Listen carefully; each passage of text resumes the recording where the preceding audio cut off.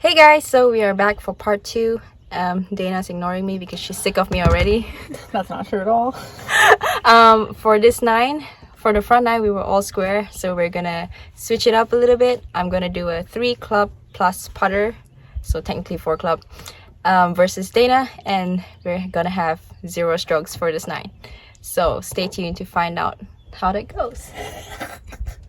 You're still gonna win.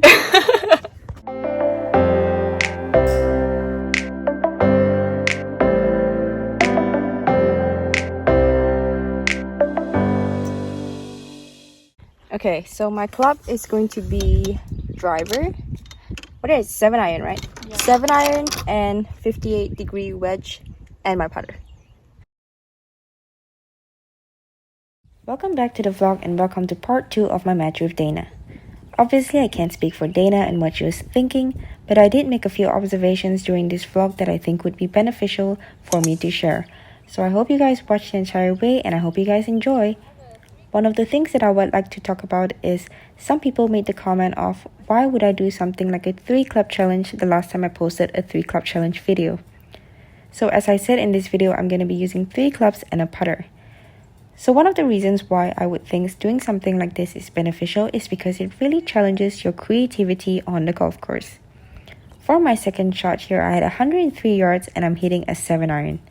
This is because my options were a 58-degree wedge and a 7 iron. My 58-degree wedge only goes about 80 yards, so that's a little bit of a push. So with the 7 iron, it's much easier for me to just hit a soft, relaxed shot and try to get it up there. So one of the things people might say is, when am I going to be using something like this, a 7 iron shot from 103 yards? So as you can see here, the ball goes about mid-trajectory with the 7 iron. So a situation where I would need something like this shot could be if there was an overhanging tree.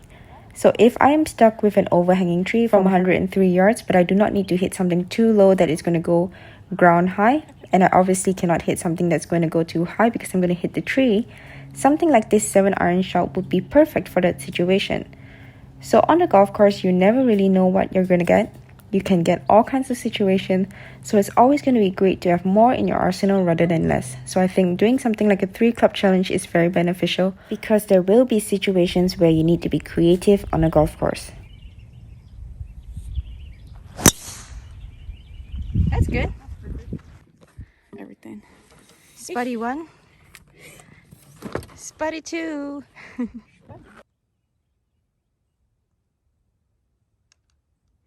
So this second hole is a par 5. Normally, if I was in this situation, I would be trying to go for the green.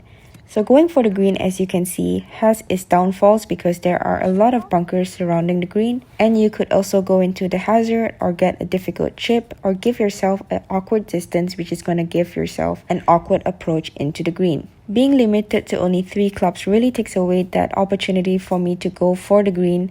However, it also takes away the opportunity for me to possibly lay up to a distance that I would like. One of the things that I would say though is that it takes away the big numbers because no matter what I do with this 7 iron, it's not really going to get me into much trouble. Dana, on the other hand, because she had her entire bag, she decided to go for the green, and she ended up leaving herself in a less than ideal position because if you saw the first part of the vlog, she was struggling a little bit for chipping, which is obviously something that is going to be common when you have not been practicing for a while. So one of the things that we can learn from this hole is that sometimes if you are not exactly confident with your chipping, you need to know where you're going to leave yourself if you go for the green. If you go for the green and you're going to end up giving yourself a chip, maybe it might be better for you to just lay up so that you can have a full shot into the green. So it really depends on you, but this is something that you can see on here. I was also in a less than ideal position. Because I only had my 7 iron to lay up, I ended up leaving myself again with a 100-yard shot. But this time, instead of hitting the 7 iron, I decided to try and just hit my 58 as hard as I possibly can for 2 reasons. The first reason is that because as you can see, there's a bunker in front of me, so I would need more carry rather than roll on this shot. But also because there is a lot of green before the pin, so I actually had room. Even if I landed it short, I could still make a 2-putt from the front of the green and still make a par. Well, I didn't hook, but it went freaking far.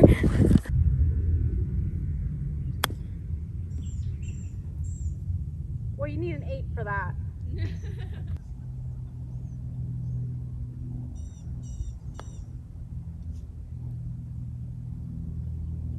Hey, you got the speed down.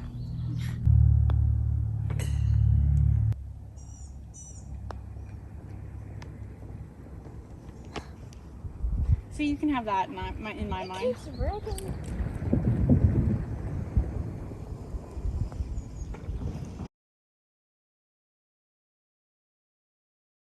Another thing that I noticed based on this round is, as I said before, something that you'll notice when you only have 3 clubs to use is that, first of all, because you don't have much option, you kind of try to do the best with what you have. So again on this hole, I was 84 yards from the pin, which is not too bad for my 58. However, as you can tell, because it is pretty uphill, and this kind of has a false front, this green, so if you land it short, it's going to come back. So I really had to make sure that I had enough to carry this onto the green, which I did not think that I had. However, when you are forced to have a situation where you have to pull off a shot, you can actually pull it off, unless of course it's really out of your limit. But because with wedges, I don't think it is very smart to hit it very hard. My wedges basically go the distance that they would as a relaxed shot does. However, sometimes it's good just to know how far it can actually go at max capacity, because if you're stuck in an awkward distance, it would be good if you have that option that you know that if you do hit this hard enough and you hit a full flat shot, you can get it to that distance. So then it gives you 2 options for the shot. You can either take the longer one and hit a softer one, or hit a shorter club and hit it harder. Obviously, that depends solely up to you and what you feel is best for the situation, but having 2 options is better than 1.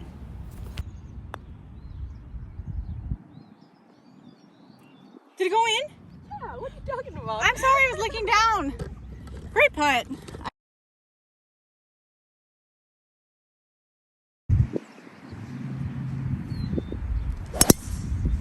Probably not make sense.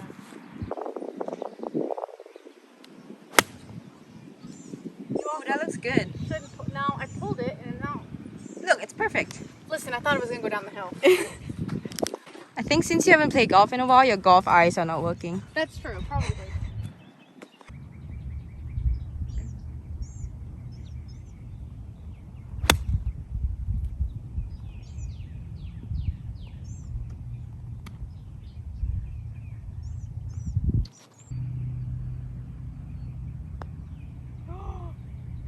That was a little hard, don't you think?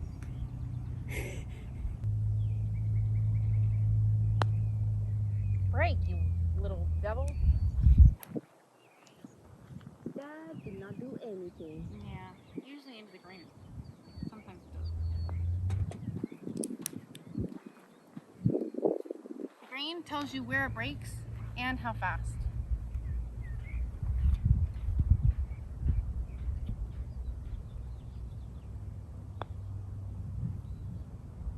You just saw me miss over there, right? But you went straight there. Mine went right to left. Oh, yeah, you really, I guess. You Is know, that supposed to be right to left? So here we have another par 5. It is a pretty difficult par 5, and I really did not know if I could get on this green in 3. So for the second shot here, you have the option of going across the creek, or you can lay up. Both Dana and I are laying up. Well, I'm definitely laying up because I have no other option, but Dana chose to lay up as well. And one of the things that I want to say is that, although a lot of people think that par 5s are meant to be attacked, and as a long hitter, they almost feel embarrassed to lay up, being a long hitter does not necessarily mean that you should go for every single green, especially on a narrow hole like this when there are just so many hazards in play. Would you rather try the hero shot and end up with a double or triple bogey, or would you rather lay up and have a birdie? I would rather take the second option. So for my approach shot here, another benefit of playing with only limited clubs is that you have to try and shape your shot sometimes. So over here, I only have a 7 iron option. So because I have too much club on this shot I actually ended up only having 131 yards. So I knew that I either had to hit this really short and let it bounce up, or I would have to hit a little punch fade, which is what I tried to do. Knowing that hitting a fade would allow the ball to land softer and therefore allow me to hit it a little bit shorter as well, I felt like this would give me the best option, and I ended up pulling off this shot really well.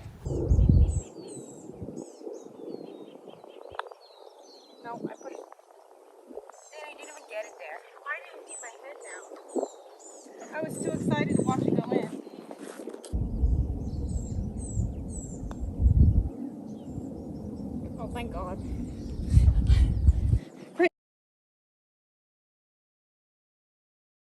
Genevieve, and it didn't work either.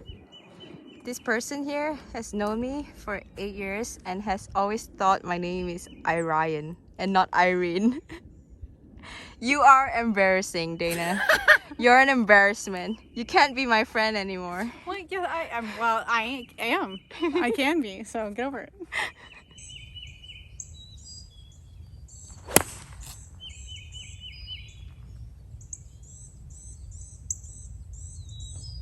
Well, that's probably as far as I can get it. So another benefit of playing this 3 club challenge is that sometimes you just cannot reach greens, or other times is you might just be over clubbed and end up leaving yourself over the green. So what this means is that you're probably going to get a lot more short game practice. And if it's up to me, I think that short game is one of the most important things and everybody needs more short game practice. So you can never go wrong with something that's going to allow you to practice different shots in different conditions and just be more creative.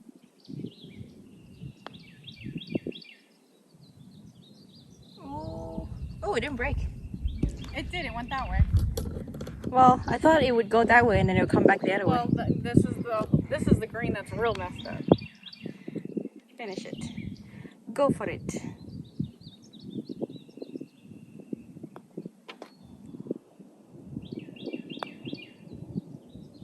Woo!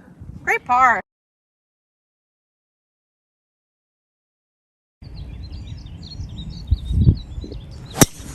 Oops! I said, ooh, go the opposite.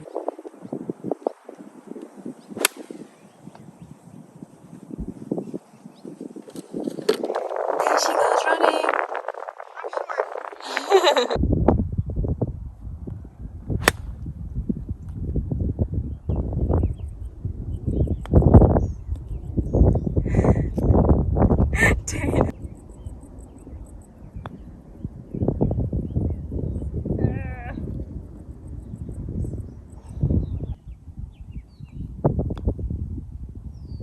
Get there. Oh. I pushed it. Oh, Genevieve! I knew I was aimed wrong too. So you knew you were aimed wrong, so you pushed it to correct it?